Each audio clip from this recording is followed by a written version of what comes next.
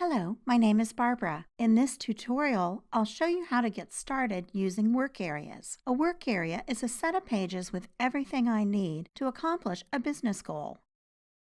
Let's go to a work area now. In this work area, we land on a page with a row of info tiles.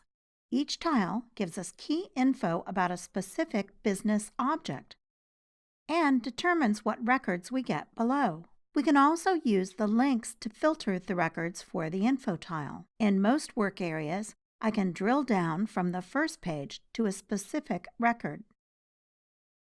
Some pages have tabs on the left to take us to another page in the work area, or in this case, to other parts of the same page.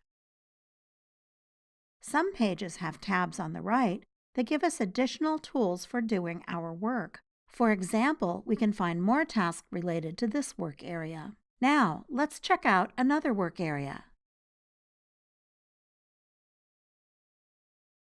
On this page, we can toggle between this grid view or a list view of the same records. With either view, I can open up and edit any of the records or select the action I want to take from here. And that's it. Thank you.